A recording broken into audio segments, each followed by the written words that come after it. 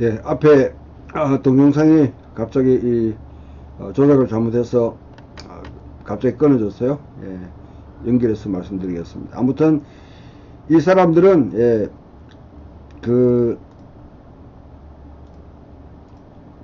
틀에 박힌 듯이 이 신앙생활하고 있는 사람들, 이 그리스도 아직 영적인 상태에 도달하지 못한 자들이다. 되게 그렇게 이제 하면서 폄훼를 했는 것이죠.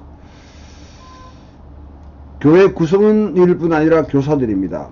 교회가 친구로 모이는 식탁 자리, 애찬 자리에 참여해가지고 그것을 자기 탐욕의 자리로 만드는 자들입니다. 그 자리에서 공동체 나무 구성들에게 자신의 예언과 가르침을 전달하는 기회로 삼았습니다.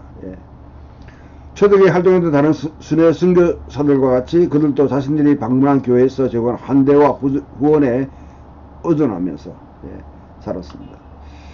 그래서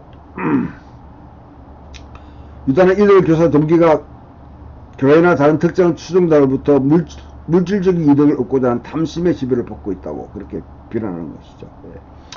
도덕적으로 느슨한 그들의 가르치면 추종자들의 비위를 맞추며 활동 능력을 넓혀가도록 그렇게 하는 행동으로 간주하게 됩니다. 대개 이런 적대자들의 특징은 아주 영적인 은사를 행하면서 순하는 교사들입니다. 오늘날 말하게 되면 소위 말하면 이제 뭐 다 그런 부류는 아니지만은 부흥회를 한다면서 은사 활동하고 하면서 문제를 일으키고 있는 그런 잘못된 부류의 성령 운동을 하는 그런 사람들이 대개 이런 사람들이죠. 초대교회에 이런 사람들이 아주 들수수 넘어서 분쟁을 많이 일으켰습니다. 그래서 교회로부터 받는 환대와 후원의 의존에서 자기 생계를 꾸려가면서 남용하고 또 수종자들의 입맛에 맞게끔 메시지를 전하고 그렇게 하면서 아주 교회 공동체의 근본적인 에토스 자체를 파괴하는 뒤엎는 그런 행동을 하고 있습니다. 대개는 은사를 갖다가 많이 사용하고 있죠. 영적인 엘리트라고 주장하게 됩니다. 그래서 이런 태도들은 바울 서신에서도 그렇게 흔히 볼 수 있는 그런.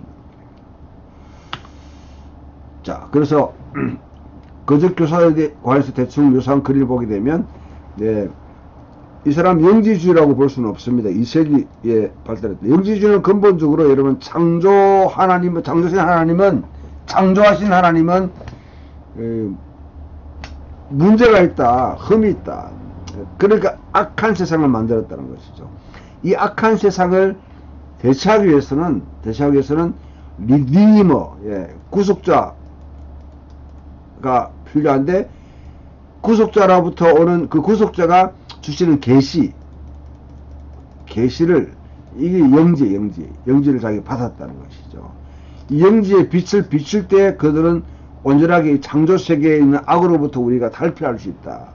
그런데 이런 종류의 사람들도 여전히 창조 세계의 선함을 부인하기 때문에 창조 세계에는 하나님이 물질로 창조한 이 세계는 결국 도덕적인 규율로 토라에 잘 반영되어 있습니다.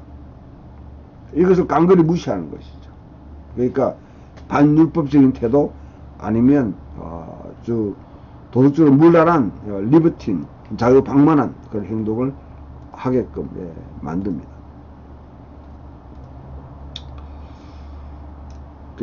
진정한 영지주의 특색이라 볼 수 있는 우주적 이론은 찾을 수가 없습니다.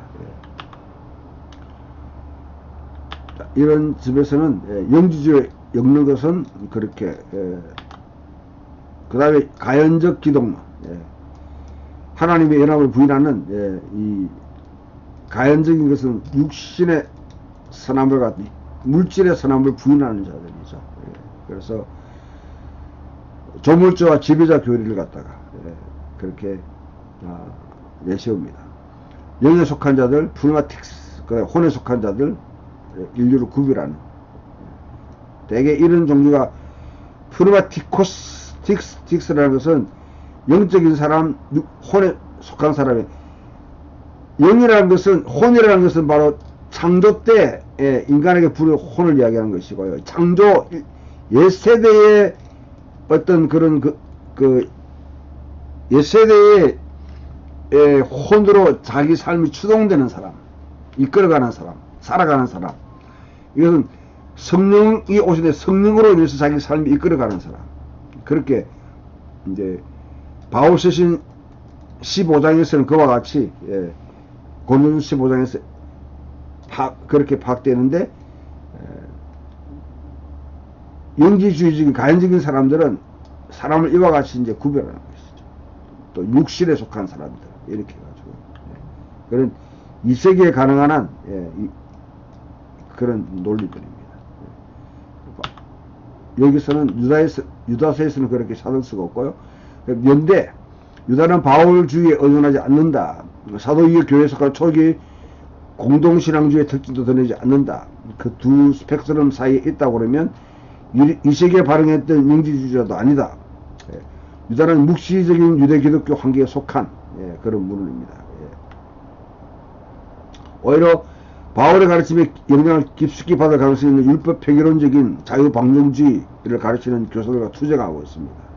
그래서 연대를 주 1세기 말경보다 훨씬 더 늦게 잡을 수 없게 만듭니다.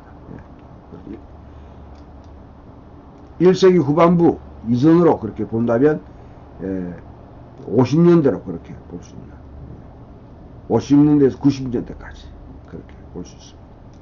이 정도까지 하고요. 베드로서와 유다서 베드로서 관계는 유다서가 먼저 세졌고 베드로우스가 뭐냐면 이것을 이제 활용해서 그와 같이 소화하고 있다, 그렇게 볼 수 있습니다.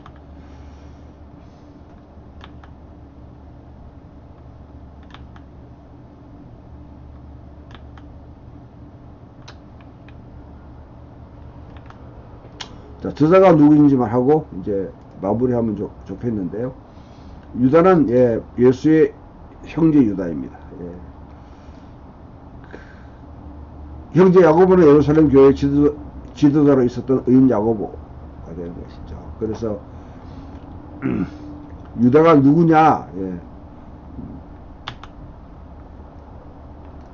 유다가 만약에 여러분 가상의 인물이라고 그러면 이게 유다서를 갖다가 일단 이와 같이 미스라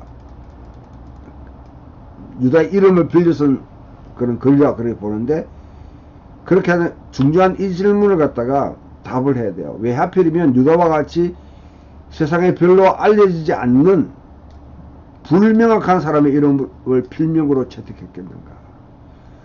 특히 여러분 에녹이라든지 그 다음에 바룩이라든지 에스라 등등은 다 유대 사이에 아주 잘 알려진 사람들이에요. 이런 이름으로 뭐냐면 베드로 바울 그렇게 하면 잘 알려진 사람의 이름으로 썼다면 그렇게 위서가 쓰였다면 어느 정도 일리가 있겠지만 전혀 알려지지 않는 사람의 이름으로 어떻게 쓸 수 있는가. 유다서가 팔레스타인 유대 기독교 주변한 게 비롯되었다면 논리적 근거가 그리 설득력이 없습니다. 팔레스타인 유대 기독교는 왕조 기독교, 예수의 가족이 그 안에서 존경을 받는 그런 기독교 형태를 띠다고 하면 유다도 기독교 공동체 안에서 권위 있는 인물로 존경받을 가능성이 굉장히 높습니다. 그렇지만 이런 경우에도 유다가 현재 유다를 주의 형제로 부르지 않는다는 것이죠. 오히려 주의 종이라 그렇게 기술하고 있습니다. 그럼 예수의 형제 유다는 누구냐? 예수님이 내 형제 중 아마 가장 어린 사람이었을 것입니다. 고린도후서 9장 5절을 보게 되면 주의 형제들이 순회 선교사들로 활동을 하고 있습니다. 그 중에 일부가 되었을 것입니다. 야고보는 그때 예루살렘에 정주하고 있고, 이것을 반영하는 것이 여러분 사도행전 10장에 베드로가 고린도 집에 갔던 사건이 여파로 12 사도 체제에서 12 장로 체제로 바뀌는 그 상황을 염두에 두셔야 됩니다. 그때 예루살렘 교회는 야고보가 준석이었고, 그 다음에 이제 이 장로들이 그와 같이 교회를 관장하고 있을 거예요. 나머지는 이 사도들과 주의 형제들이 이제 특히 베드로 같은 경우는 순회 사역을 했는 것이죠.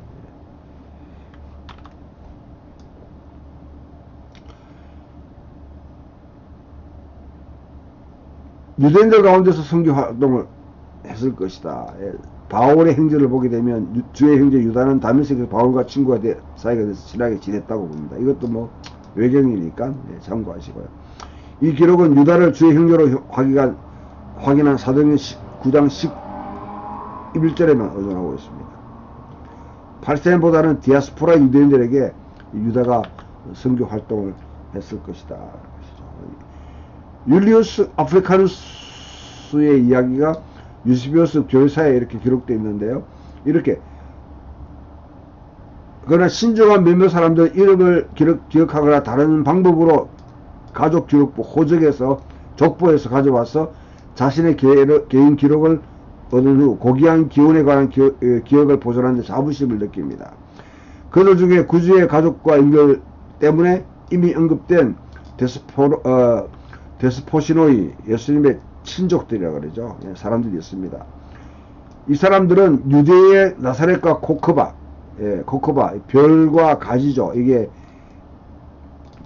가지는 이사야 11장에 있는 예언, 코크바는 이 민수기 24장에 있는 예언을 바탕으로 예수님이 별이고 새벽별이고 가지다는 것이죠. 마을에서 상징하는 이 마을에서 주둔한 세계의 다른 지역으로 와서 그들의 기억과 일세기에 가능한 충실하게 일기에 충실하게 위에서 말하는 족보에서 복음을 도출했습니다. 이게 누가판 족보를 가지고 예수님의 친족들이 다니면서 복음을 전했다는 것이죠.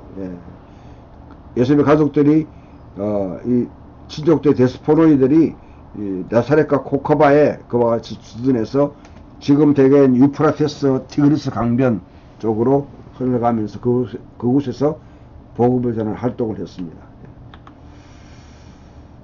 헤게시푸스라는 사람의 이야기에 의하면 이 유다의 손자에 대한 이야기를 해주는데요. 그의 이름은 또한 다른 단편의 조크, 스가라와 야고보로 제시되었습니다. 그는 다윗 왕실에 속해 있다는 이유만으로 도미티아누스 앞에 불려갔습니다. 왜냐하면 도미티아누스가 그 당시 자기가 유대에 뭐냐면 다윗 후손은 굉장히 반역적인 인물들이기 때문에 잡혀갔는데 정치적으로 굉장히 위험한 상태에 있었습니다. 하지만 자신들의 손수 노동을 하며 생기를 부지하고 있는 가난한 농부들에 불과하다 하면 자기 손을 보여줬어요. 그들이 기대하고 있는 것은 그리스도의 나라는 종말론적이며 천상의 왕국일 뿐이라고 설명을 했습니다. 황제는 아무런 해도 입히지 않고 그들을 방문해 주었습니다. 그리고 교회에 대한 핍박을 중지하라고 그렇게 지시를 내렸다고 하는 이야기가 그들은 교회 지도자가 되었고 트라이아누스 지세까지 생존했다 그렇게 보는데 헤게시푸스의 증언입니다. 유세비우스 교회사에 이렇게 인용되어 있는데요. 이게 역사 사실인지 아닌지는 모르겠지만 아무튼 여러분 이거는 변정적인 특징을 갖고 있습니다.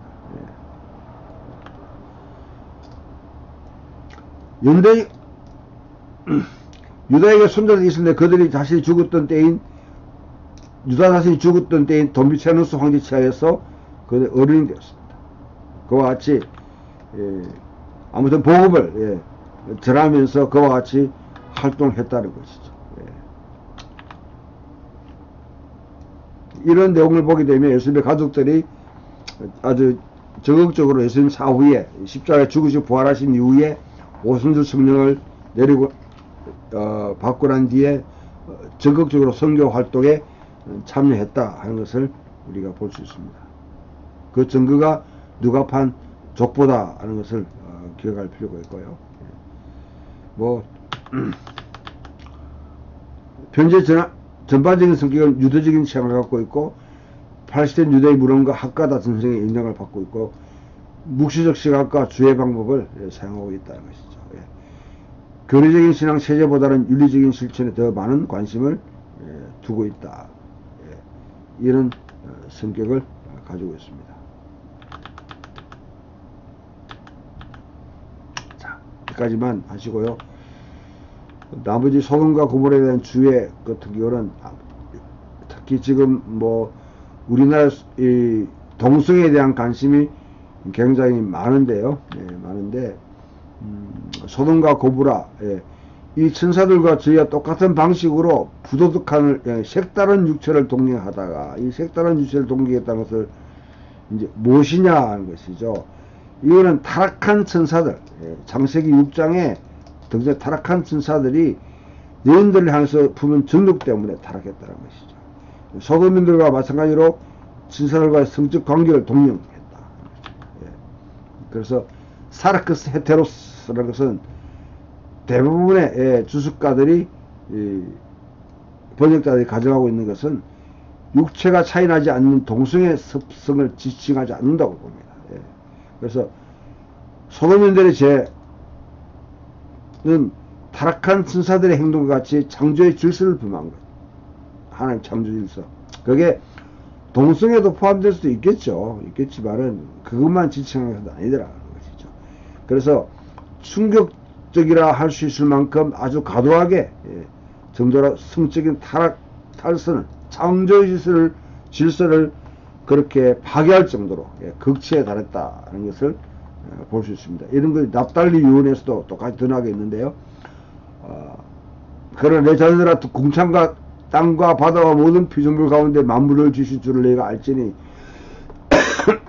너희가 자연의 질서를 변경시키는 소돔과 같이 되지 아니하게 하라매라. 자연의 질서 이와 같이 파수꾼들 꿈꾸는 자들도 그들의 자연 질서를 바꾸니 곧 야훼께서 홍수 때 저주하신 바 그로 말미암아 이 사람이 없고 열매가 없게 하셨느니라. 그래서 유대 전성에서 소돔의 죄를 동성의 습성으로 보는 경우는 거의 드뭅니다. 대신에 소돔의 문제는 뭐냐면 천사들과 관련된 이 사건은 통상적으로 손대적, 이 아브라함의 이야기에서 나오는 것은 아브라함의 손대적과 비교해 볼 때 이 손대적의 원리를 위반한 것으로 악명 높은 낯선 사람을 정오하고 타진이 소돔에 와서 머물지 않기로 못하도록 하기로 아주 악명 높은 그런 도시로 1세기에 대충 그렇게 알려져 있습니다. 물론 필로의 글에서는 이 동성애에 대한 평가로 소돔인들을 언급하기도 합니다. 소돔인들은 자만심과 이기적인 풍요를 가지고 전반적으로 성적으로 부도덕했고요. 이런 것을 가지고 유다가 거짓 교사들이 성적인 그런 타락을 하고 있다고 그렇게 보고 있는 것이죠. 자, 아무튼 이와 같이 하시고 이제 다음 주는 우리가 베드로 전후서를 그렇게 공부하도록 하겠습니다. 감사합니다.